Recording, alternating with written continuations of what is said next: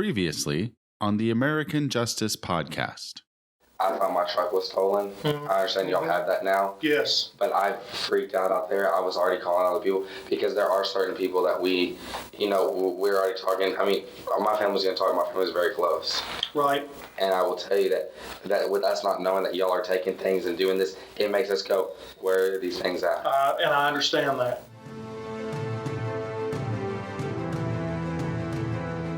There is an epidemic in America's criminal justice system. The prosecution and conviction of innocent people for crimes they did not commit. Welcome to American Justice. The American Justice Podcast Army works to free men and women wronged by the criminal justice system. It's not only about the innocent who have been imprisoned, but also the victims of the crimes as well. No one deserves justice more than them. And now, here's your host, Scott Pogensey.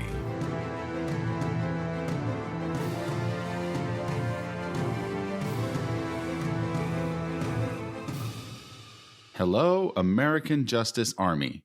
Welcome back to your podcast. Last week, we started discussing the interrogation of Brandon Dale Woodruff. This would be the only on-camera interview that Brandon would give to Ranger Collins or any law enforcement for that matter. At this point, Brandon was put in the unfortunate position of having to take the lead and be the spokesperson for the entire family. It's hard to imagine that a 19-year-old kid who just a week ago was ditching class and partying at a dance club in Dallas is now the proverbial man of the house. He's having to try and bring some order to a truly chaotic situation. Maybe this is why Brandon's interrogation starts off with him and Ranger Collins trading contentious verbal blows, and Charla's interview starts off with walks along the beach and rainbow-colored glitter being strewn about. Okay, enough of that. Let's get into the meat of Brandon's time in the hot seat.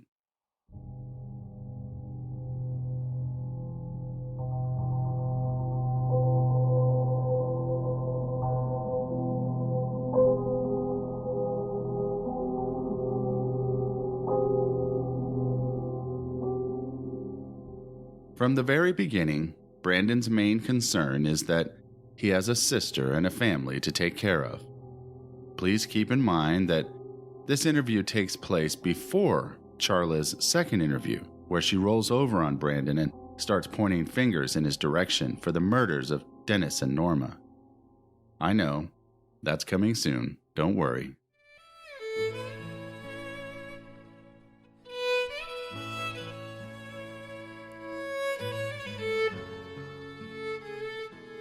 To me, one of the most poignant thoughts expressed here is when Brandon chastises Ranger Collins for the way that the investigators had treated his father's precious Dolly Parton memorabilia room. It's one thing that they destroyed his dorm room at Abilene Christian University, but I really felt for Brandon when he talked about the shrine that Dennis had built for Dolly.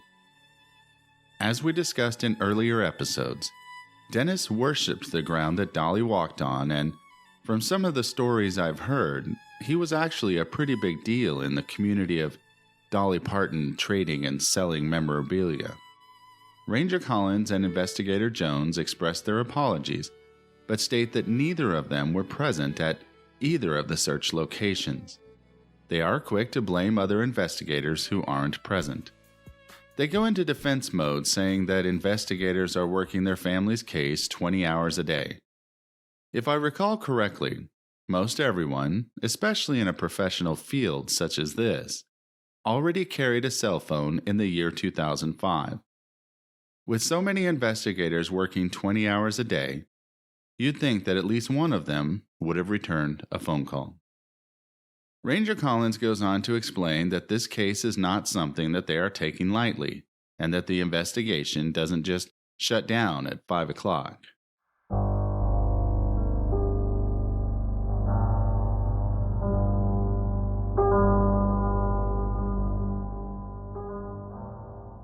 One thing you should know about what was going on at the time surrounding this investigation is that The local news media was already having a field day with the Woodruff family's case.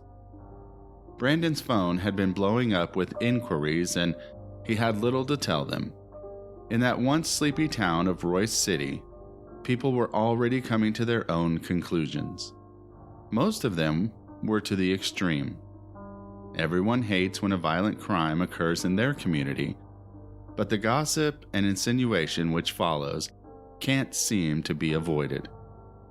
From my experiences growing up in a small town where everyone seems to know everyone else, discussing the community gossip is way more interesting than watching the grass grow or the cars rust. The investigators then tell Brandon that he's not participating in the interview against his will. It's not a, quote, custodial interrogation.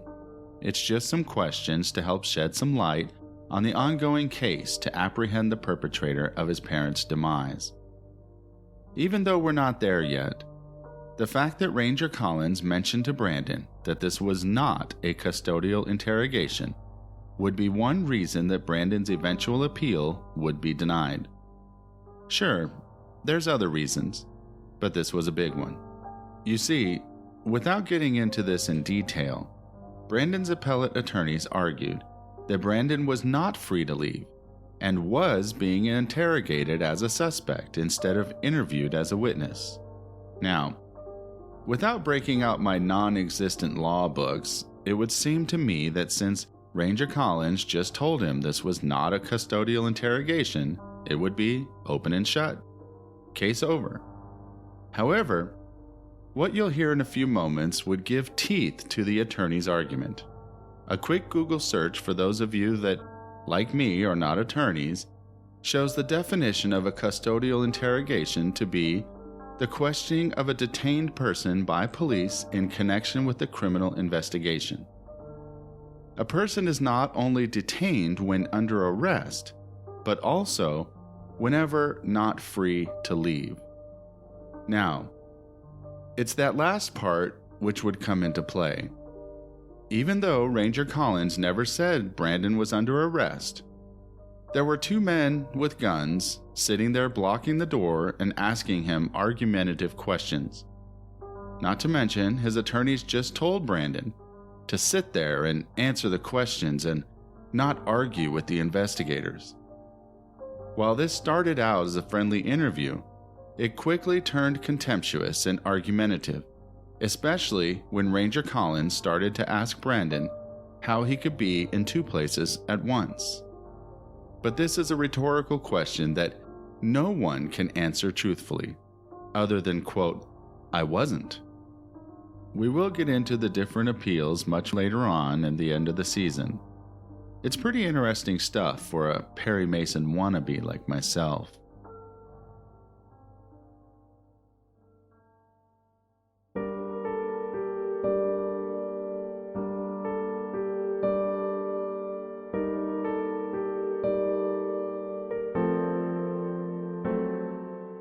At this point, Brandon is mentally beat from burying his parents, dealing with the town rumors, and wrangling a family in obvious chaos in just a few days' time. He expresses that he'd been enduring bouts of depression and just wanted answers as to what was going on. Maybe even just a hint that there'd be some kind of end in sight to the current madness he had to recently adopt as normal. Again, the investigators offer apology by stating that they can't control what's said in the media. By this point, the overabundance of communication by those playing the guessing game and a wall of quiet by those in authority had the media on autopilot. As investigator Terry Jones says, they'll make anything up just to come up with a good story. You'll see as this case goes on, the theme of just making up a good story almost becomes a motto for both the investigators and the prosecutors. Both Ranger Collins and Terry Jones identify with the fact that they were on their way out of the office when the Woodruff family showed up with questions. They repeat this a few times over again, contradicting the 20-hour workday boasted by the investigators earlier in the questioning. It all seems rushed sporadic, and unprofessional at times. Night and day to the courtesies offered to Brandon's sister Charla in the previous interview. For the sake of not creating more of a circus, Brandon says that the family had decided not to speak with the media. The investigators agree that's a good idea. Then, after umpteen apologies and back and forth, the interview finally begins with the typical name, identification, and identifying features of Brandon Dale Woodruff. When that's over, Investigator Collins repeats that he's not trying to offend Brandon by asking him some of the questions that needed to be asked. They are questions that I'd never want anyone to ask me about my own mother and father, no matter what the situation. Knowing that his parents had perished only days prior to the questioning just seems to make it that much worse. To them, their interest is piqued on Brandon because, according to the information they had received from the family, he was the last person to see Dennis and Norma Woodruff alive. Rather than jump to those important yet offensive questions, they spend a large quantity of time talking about what vehicles belong to who.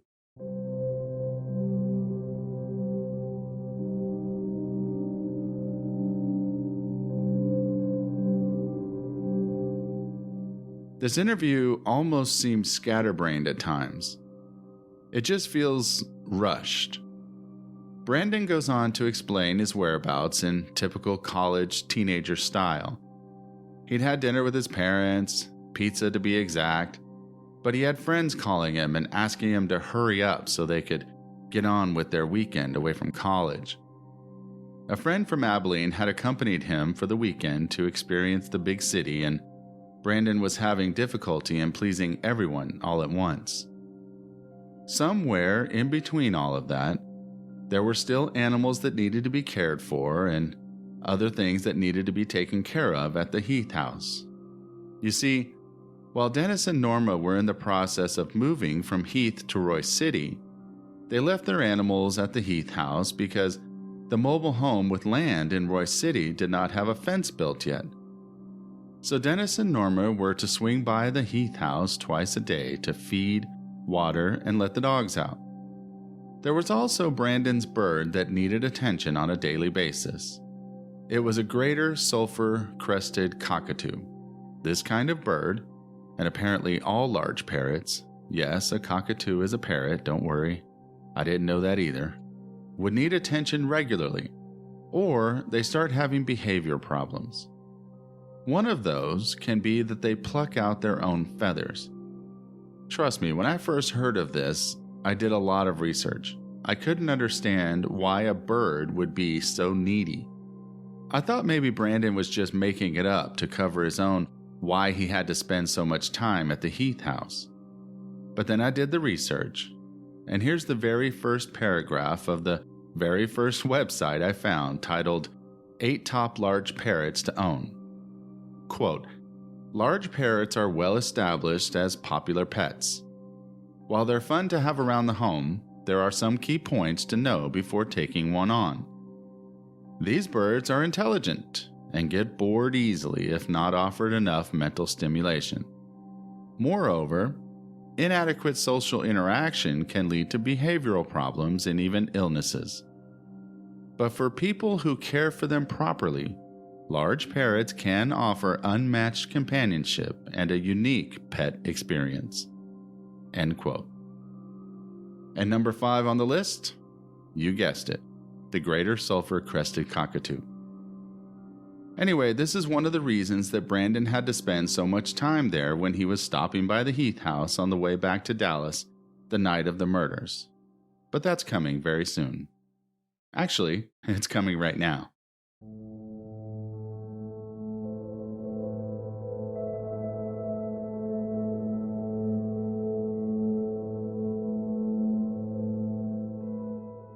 The very first thing that Ranger Collins gets into with Brandon, after all of the pleasantries were exchanged and the contact information shared, was his whereabouts the night that Ranger Collins believed the Woodruffs to have been murdered.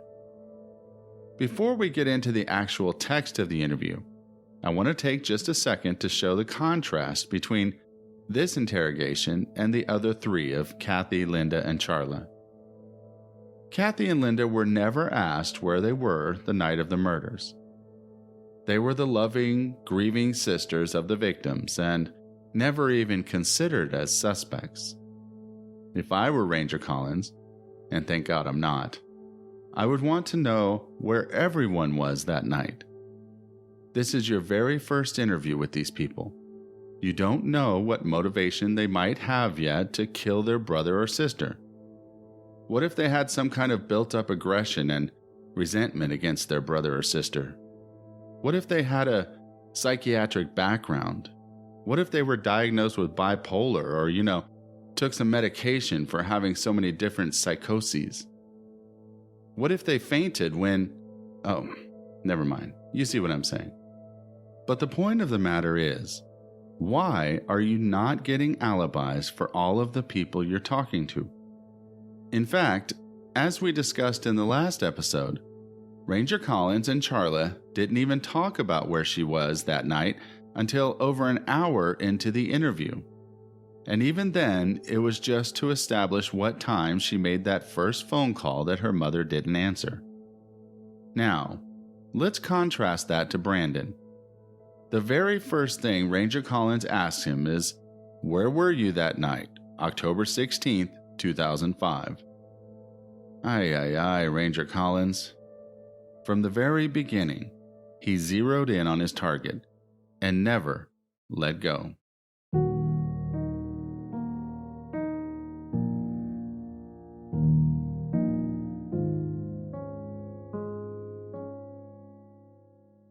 We're about to get into a very important subject in this case. In fact, I might even argue it's the most important thing we ever talk about. We're going to discuss the timeline that Brandon gave Ranger Collins the night that Ranger Collins believes the couple was murdered. We're going to spend a good amount of time on this because of the fact that it's so important. In fact, this subject is going to take us through the rest of this episode and spill into next week's. Yes, it's that important.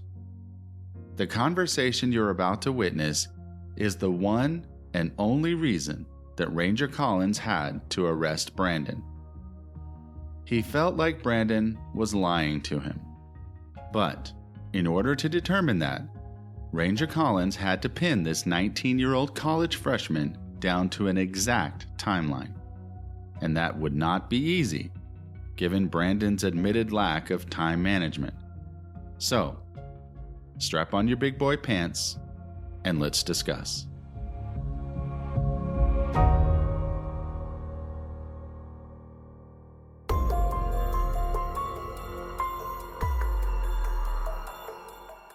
Alright, so it starts off by Ranger Collins asking Brandon, "I understand you were the last one to actually see your parents." Brandon immediately starts going into where he was that night and where he went, who he was with, etc. Remember, he was told by his Aunt Linda that it was going to be natural for the investigators to look at him as a potential suspect since he was the last one to have been known to see his parents alive. Even though Brandon will start laying out his whereabouts that night, what you won't hear is him telling Ranger Collins what time he did all of those activities. The only time he gives Ranger Collins about anything he did that night, up until the point of going to the club, was that his dad and he and his mom all got pizza at, quote, 6-something. Then, for some reason, Ranger Collins comes back with the arbitrary time of 6:30 that his dad got back with the pizza. I don't know about you, but, quote, 6-something could be 6:01 or 6:59. Also, Brandon states that his dad went to get the pizza at 6-something, not that he got back at 6-something. So if Dennis leaves to get the pizza at 6:45, for example, one would think that he probably wouldn't get back until 7 or maybe even 7:15.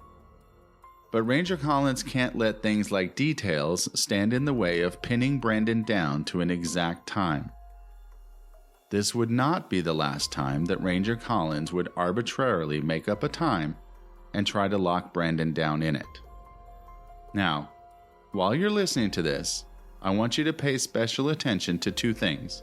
First, I want you to notice how many times Brandon would tell Ranger Collins something, and then Ranger Collins would repeat it back, and then Brandon would have to correct him. I don't blame all of this on Ranger Collins at all. As you'll hear, Brandon is kind of being vague about things. He's trying to remember, but then something else will come to him. For example, he tells Ranger Collins that he had to go to Denton to pick up Robert that night. And then, when Ranger Collins gets to that part of the interview, Brandon has to go back and correct himself. No, actually, I was supposed to go to Denton, but they were getting impatient, so we had to meet at Denny's. Combine this with the fact that Brandon was apparently like a lot of my friends and, well, directionally challenged. I'm sure if you are not like that, you know someone who is. Thank God they finally got GPS installed on all the cell phones these days. But remember, it wasn't like that in 2005. Brandon had to call and ask for directions, and apparently over and over again. I'm lucky in the fact that once I drive somewhere, I can pretty much get back there again at any time without directions. Apparently, most people aren't like that. So there's this back and forth confusion that keeps happening, and then when Brandon does feel like he actually remembers a place or a time, he's pretty insistent on it. However, once we start looking at the actual phone records, you'll see that some of the times that Brandon gives just aren't possible. It's just unfortunate for Brandon that if he would have given the correct time, you and I wouldn't be having this conversation right now. Okay, let's listen to the first part, and then we'll talk about it on the other side. It's our understanding, when is the last time that you actually saw your parents? It was Sunday, we ate dinner that day, but we ate at the house, and I know my dad left about 6 something. Okay. And he got back, it was just right down the street at Milano's Pizza. Okay. And we ate dinner, and then I left. Right after you ate? Yeah, because I was already running late, and I had to go feed all the animals at the old house. Okay. And take care of that because my truck, that white Dodge of mine, hasn't been working. So I've been driving my mom's car and my mom's truck. Okay. I've been using all three, using my resources basically. I understand. Because it hasn't, but we were trying to keep a vehicle in front of the trailer. So I went to the old house, took care of that, and that was the last time. Okay. So your dad came back with a pizza about 6:30. You ate dinner with him at the house, and then you left so you could go back over to the house in Heath. Right.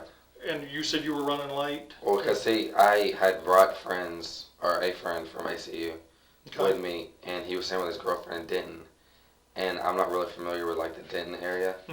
And she had school the next day, and we were all going to go out that night with some more of my other friends from Plano.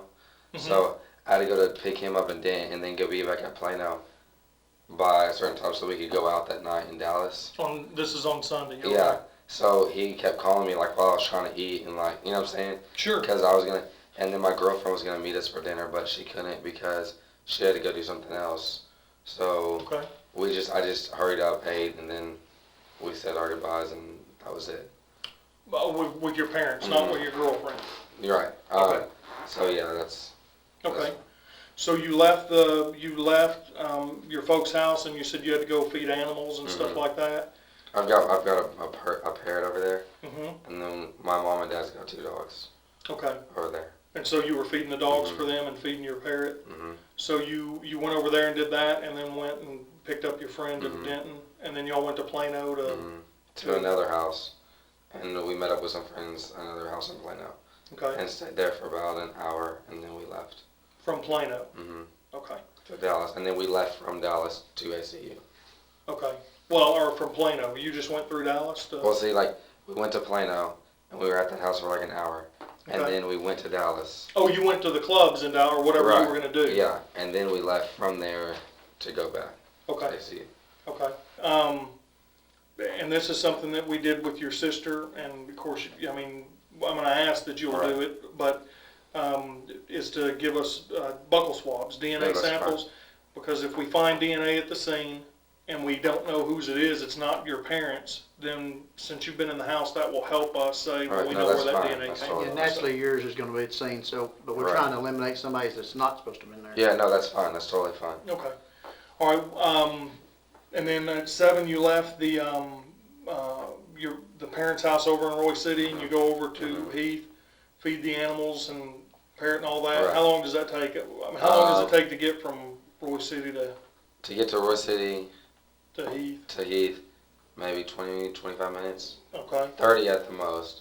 okay, I might have been there at the most for 30 minutes, maybe at the most. okay. 30 minutes. But your bird's inside, you go inside to feed it, or the Right. dog's And outside I dogs? let or- him out because he has to get out. Yeah, they're outside dogs.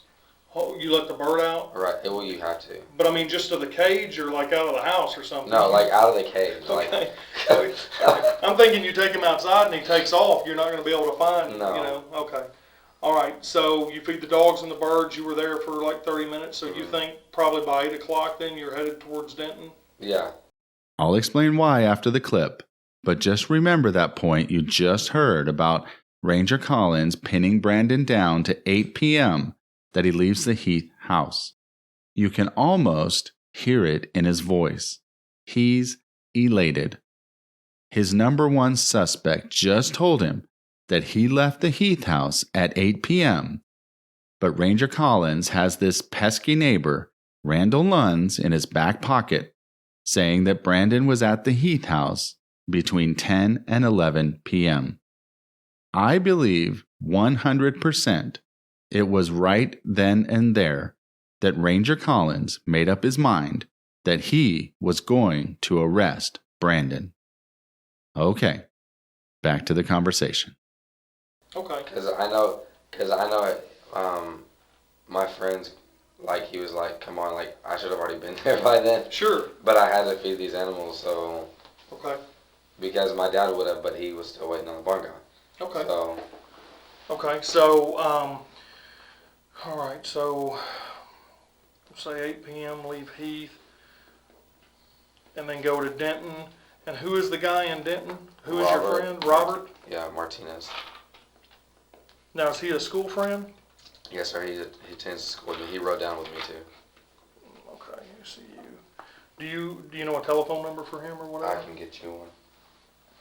Is this also going to be a cell phone number on him? Okay. It's 325 8875. 8875. And he was at his girlfriend's house? Does he live in Denton? I don't know where he lives. I just met him at school, Okay. and we've been hanging out a lot lately, and he wanted to come to Dallas and because I go to clubs a lot, so. Okay. And y'all all, you pick him up in Denton, you went to Plano, hung out in Plano. How long did it take you to get to Denton, do you think? Well, what's funny is I called him when I left. No, I didn't Left call him your when I left. parents or left the Heath? The Heath house. Okay. I called him, and then his girlfriend was trying to meet me somewhere, Mm-hmm. with him. Oh, like halfway? Right, trying Sure. to do that. And something, we got across on 75 or something, and we ended up just stopping at a Denny's, like near Royal Lane. Okay. I don't know, it's about, I'd say about 45 minutes, 55 minutes. It depends on traffic. Like that night, there wasn't that bad traffic. Okay. So I'd say about 45 minutes. Okay. And Well, you'd already eaten pizza, so you just met Right. like in the parking lot? to pick him Yeah, up? they were actually, I mean, he was like ready to go right then. Oh, Because okay. I was already late. Was his girlfriend with him? Yeah, she was sitting in the front. But I mean, did the girlfriend go out with y'all Oh, to to the Plano clubs? and to the No. clubs and stuff? No. I don't even You know. said she had school or something. Yeah, next I don't day. even know if she knows she went.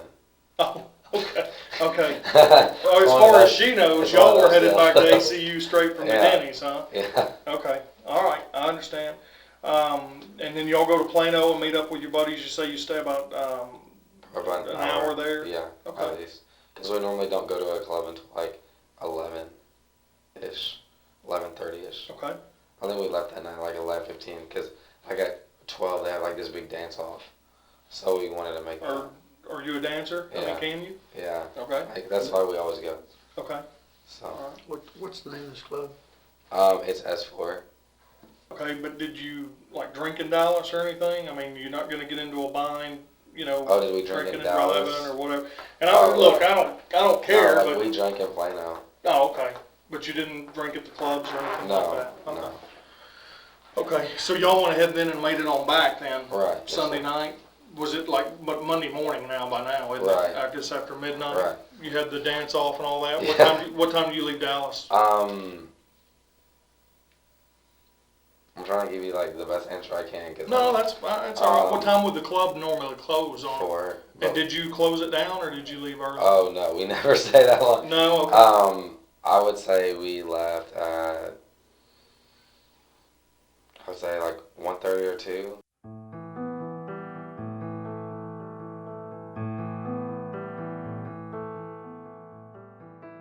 All right, I'd like to point out a couple things about what you just heard.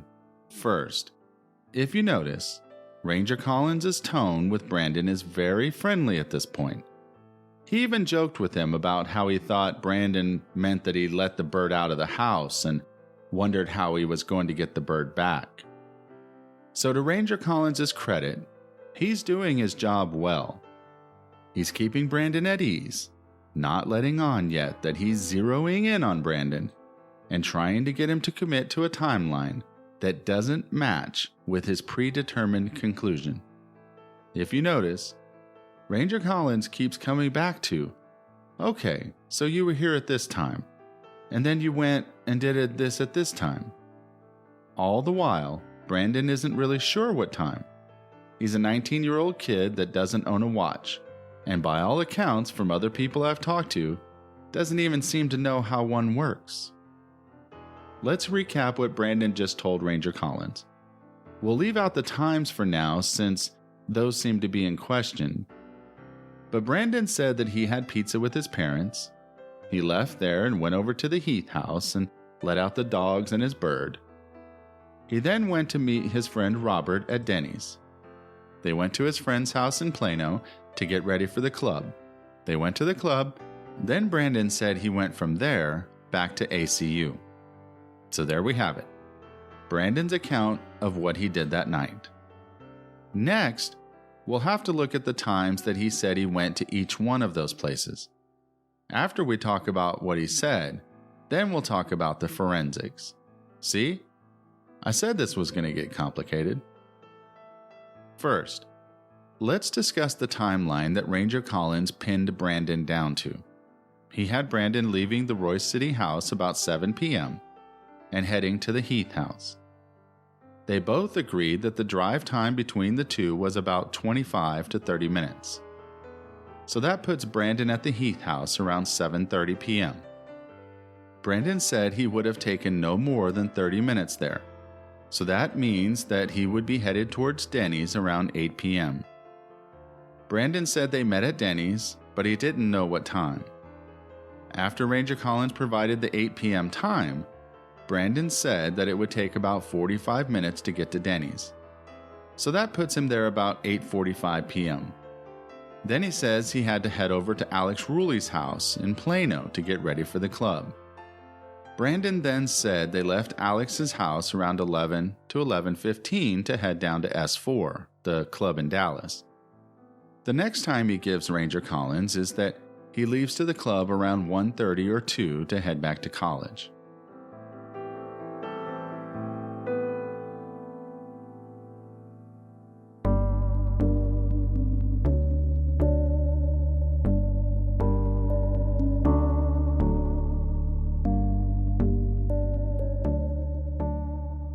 All right. So there's Ranger Collins sitting there thinking to himself, wait a second. You're saying that you're leaving the Heath house at 8 p.m. and not coming back. But we've got a neighbor that said they saw you there between 10 and 11 p.m. Why are you lying to me, young man? What do you have to hide? Are you trying to purposely throw off your timeline to cover up the fact that you just callously and maliciously slaughtered both of your parents? While I can understand why Ranger Collins would be thinking this to himself, what he couldn't know at this point is that the phone records that are eventually subpoenaed in this case would actually help Brandon. Of course, he wouldn't know this until after Brandon had been in jail for well over 6 months. That's what happens, ladies and gentlemen, when you make an arrest without doing a proper investigation. The other thing I find amazing about this exchange is that Ranger Collins is sitting there expecting a 19-year-old kid to remember where he was that night, a week prior, minute by minute. I don't remember what I did last night, let alone last week. One of the criminal defense attorneys I talked to about this subject put it to me this way, quote, "Most people don't remember things they did as a process of just daily living. However, they do tend to remember things that are tied to set events. For example, I may not know what I had for dinner last Tuesday, but I would remember that at 9 a.m. last Tuesday, I was in court in a jury trial. It was in my calendar, and I had to remember it. That's why almost every single client I've ever represented has been off at some point on their timeline." End quote. If you know a criminal defense attorney, I suggest you call him and ask him this question. Let's see what Susan Constantine, the world-renowned body language expert, has to say about this subject. There's always a very strong indicator, a pocket of physiological responses that give way to the person as being deceptive. And I walked all the way through this quite a few times, and I couldn't find anything that I felt that was significant enough to say with a high level of certainty that he was being deceptive. Because keep in mind, everybody lies. People will bolster, they'll exaggerate, they may not remember facts, and you have to remember that what happened here, and 9 days later, a truthful person is not going to remember everything verbatim. In fact, I'd be more concerned about someone that did remember everything verbatim. And that tells me that it was thought out beforehand, and it was thought out between the day it happened and 9 days later with the interview. And many times he didn't remember, didn't recall, and he'll say it was around this time. You know, when you ask any 19-year-old, you know, what time did you leave somewhere or what time did you go, they're not that specific. In fact, I don't know if many of them even wear watches to know what time it is, because they're just fly by the seat of their pants most of their time, most of their life. So, you know, you have to consider all of these elements of what is, you know, what is a normal behavior for Brandon? What is his normal tone of language for Brandon? What is his normal demeanor in most things in Brandon? And then look for those kind of pockets that are kind of incongruent.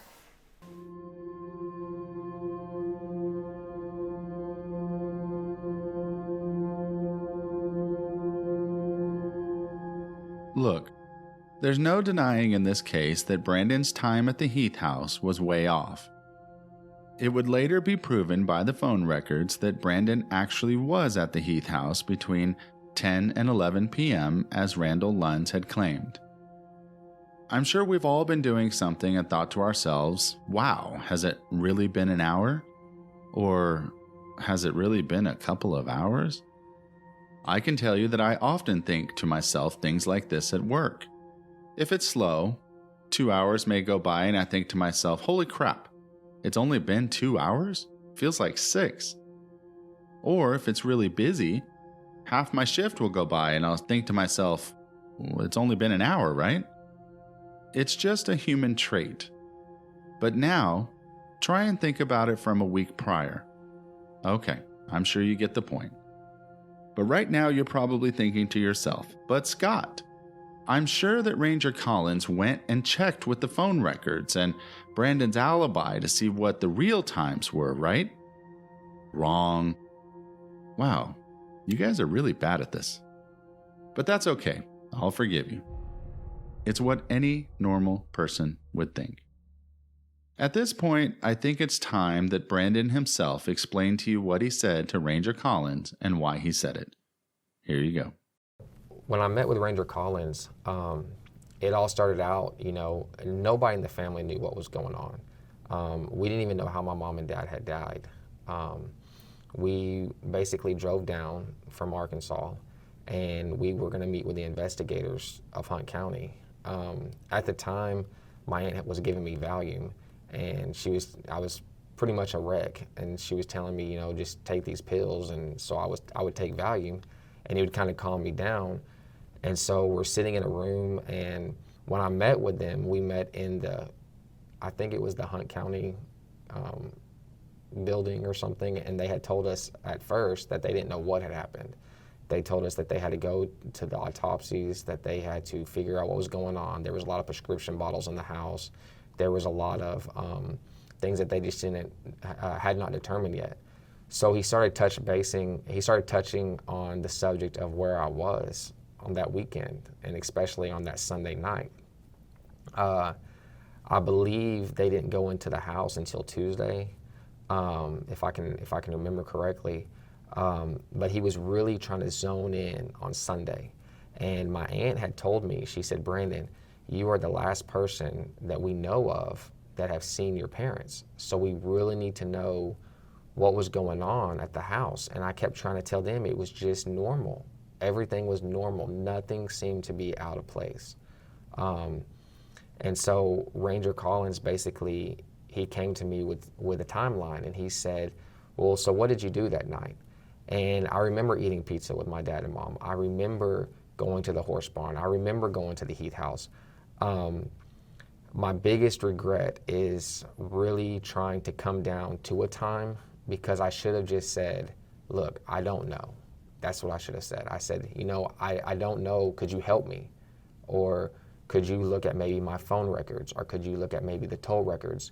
But I'm trying to help him, and I'm 19. I mean, a lot of people are trying to make me out to be like this cold-blooded killer, or that I would just so mastermindingly behind some crazy scheme. I was a 19-year-old kid, and I didn't look at my watch every time I did something. I would never even thought I would have a reason to say, well, I need to know where I was exactly this night. I never once would have thought I needed to know exactly where I was. So I did the best I could. I told him, well, we were supposed to go out to eat, but my dad said he needed to wait to meet somebody that night. So we ordered pizza, and my dad ended up going to pick up the pizza. And I told him I did believe this was about 6 or 6:30. And I really felt in my heart that, this was the time that we ate pizza. I told him that I had left sometime after 7, and I was supposed to be going by the horse barn. Eventually, when I left the Roy City Serenity Stables barn, I got to the Heath house, where I had a greater sulfur crested cockatoo. It's basically a parrot. It's like the big name for him. But parrots are very, very, very social animals, and if you neglect them or if you don't take them out of their cage, they'll basically self-destruct. They'll pluck all their feathers out. They'll have a really hard time. So one of the biggest things that they tell you is to engage your bird. You don't just leave an exotic parrot in a cage and just think it's going to look pretty all its life. So I had a really strong bond with my bird. When I was at the Heath house, I let him out, let him play around for a while. I had to feed the dogs because my mom and dad were still at the Roy City house and had asked me if I would feed the dogs and the cats that were there. So I took care of all the animals there. I had to change out the trucks and move my truck in front of the stock trailer so nobody would steal it. And so basically I had a list of everything that I had done mentally, and I knew what I had done that night, but I didn't exactly know the exact times. Thinking back on it now, I'm thinking, Brandon, you should have just said, hey, I don't know. But because I was trying to help, that's all I was trying to do. I was just trying to be helpful. I told him, hey, I do remember saying, I don't really know. And Ranger Collins was kind of like, well, if it takes you about 30, 45 minutes, to do this or to do that, I had said, yeah, because typically on a normal day or a normal time, it would take, 20 or 30 minutes at the barn, or it would take maybe 30 minutes at the Heath house. But again, a 19-year-old, it might take 20 minutes one time and 40 minutes the next time. I mean, it was so hard to sit there and to nail it down. And that's what he was trying to do. And unbeknownst to me, I was just agreeing. I mean, I didn't know that he was really trying to get me to nail down, hey, exactly where you were. Because then if I would have known it was that serious, I would have said, hey, I don't know. I don't.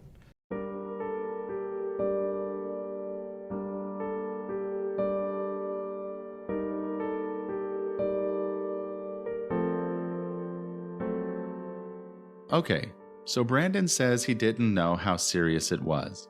Sure, he knew that the investigators would look at him because he was the last person known to have seen his parents alive. But if someone is innocent, they usually just think to themselves, okay, they'll look at me, check everything out, and they'll see that I'm not the one that they should be looking at. And then they'll move on with the business of trying to find out who really did this. Little did Brandon know that checking out such details would not be high on the to-do list that Ranger Collins would eventually make out. Especially when number 1 on that list is, quote, arrest Brandon. All right, so at this point, we've talked a lot about where Brandon says he was and what times he says he was there and how long he says things took. How about we take a look at the times that Brandon was proved to have been certain places by their phone records and the other forensics, and then we'll talk about how or why they differed. Is that a deal? Are you ready to get into the facts and not just the faded memories? Okay, good. Here we go. Brandon says he had dinner with his parents around 6:30 p.m. and then left the Royce City house, headed towards the Heath house. The reality is that after leaving the Royce City house, Brandon actually headed towards the horse barn, there in Royce City, to bathe his mom's horse, Honey.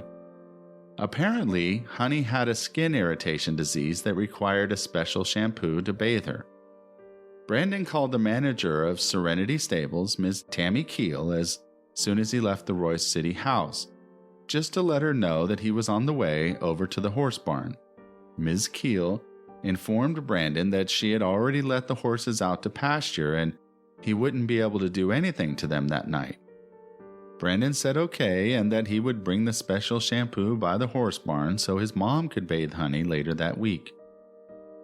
He then called his mom to let her know what happened at exactly 7:36 p.m.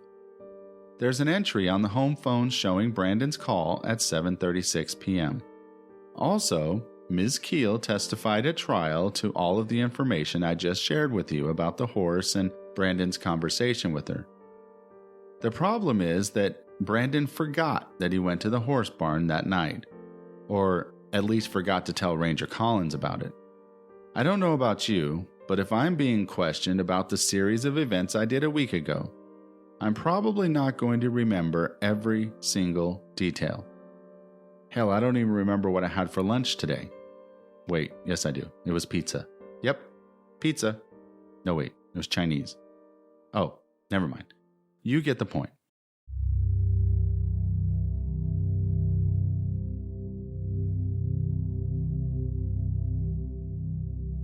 So Brandon goes by the horse barn to drop off the shampoo after that 7:36 p.m. phone call.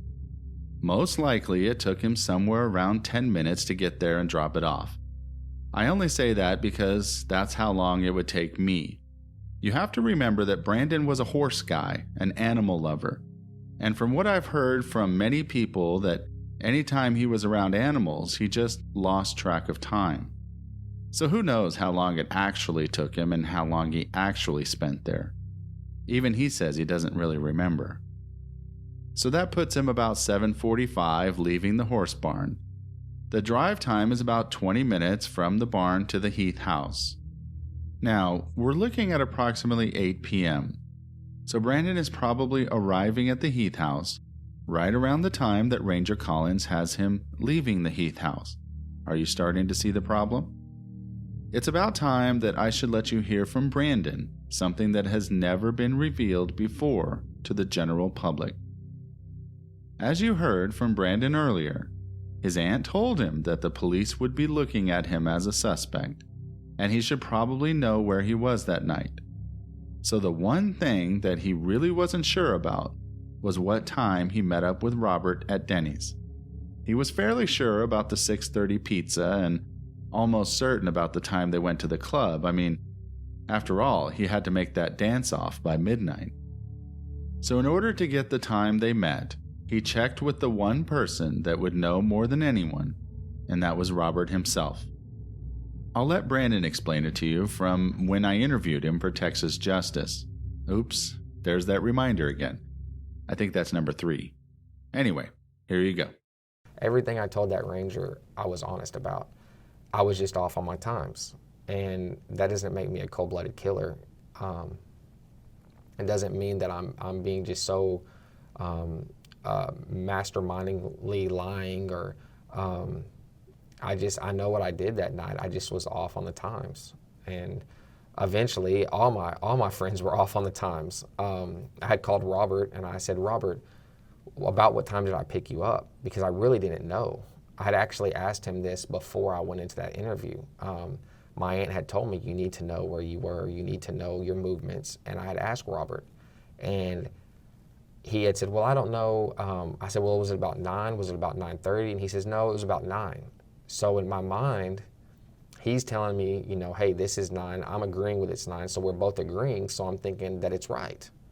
You know, if somebody would have pointed out to me, hey, Brandon, you couldn't have because the toll records, then we could have went from there. But all I was doing was speaking on what I had done that night and just trying my best on the times. Maybe I should have been more vocal. I mean, hindsight's always 20/20, but you just don't know exactly what to do when you're facing that position. I didn't know I was being grilled on a murder charge.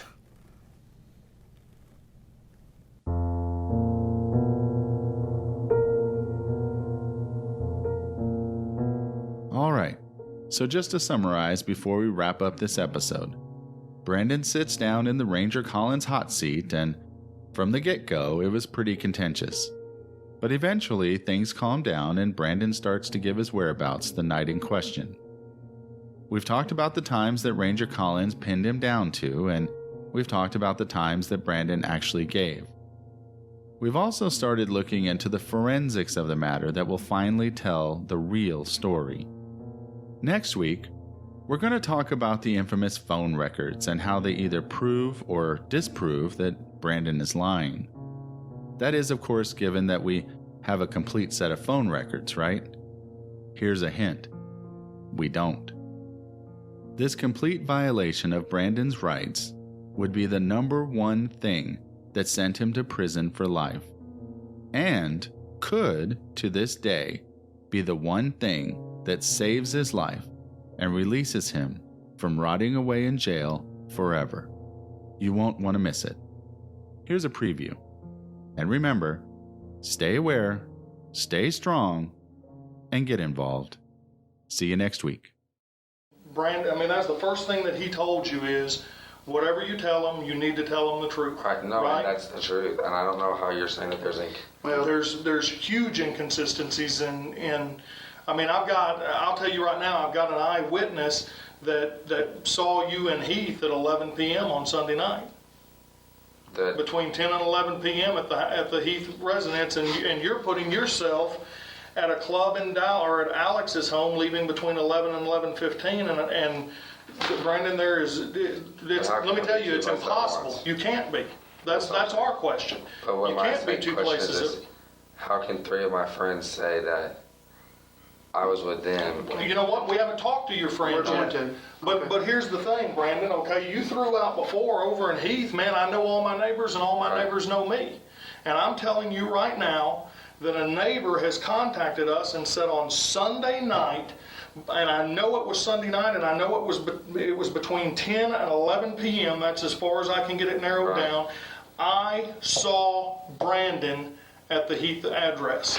And now all of a sudden, you've told us this whole story about where you are and where you should be, and that's the question that we've got. How can you be two places at once? The American Justice Podcast is owned and copyrighted by Atua Productions, LLC. Your host is Scott Pogensee, and your writer is C. Derek Miller. The theme music for the American Justice Podcast has been created and composed by Josh DeRosa. Scripted and recorded episodes are published every Sunday morning, with follow-up Q&A episodes released on Fridays. You can find the Q&A episodes on YouTube by searching for American Justice Podcast. Atua Productions aims for this to be an interactive podcast where you, the audience, has a great amount of influence on the content of our shows. You can interact with us in several ways. First, and most preferred, is you can leave us a voicemail. Our phone number is 972-942-0444. Be sure to leave your name and the city you're calling from, along with whether or not we can use your voice on the air. If Facebook is more your style, you can log on to our Facebook page at facebook.com/American Justice Podcast. Feel free to leave a comment, or you can message us on Messenger if you have a more pressing question or issue.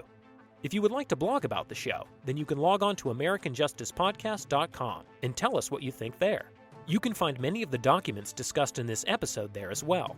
If you are a tweeter, you can also voice your opinion on Twitter at AJusticePodcast. If you would like to support the show, you can do so in a couple different ways. First, consider visiting our Patreon page at patreon.com/AJPodcast. We have different levels of support that include t-shirts, guest call-in spots, and early access to our podcast and YouTube shows. Next, you can like, subscribe, and click the bell icon to get notifications of when we publish episodes. We would also very much appreciate it if you could give us a 5-star review. If you have any comments about the show, or more importantly, any tips on the case we're discussing, please call 972-942-0444 and leave us a message. After all, if the subject of our podcast is innocent, that means someone out there is guilty. American Justice Army? Let's find them. Let's find them. Let's find them. Let's find them. Let's find them. Let's find them. Let's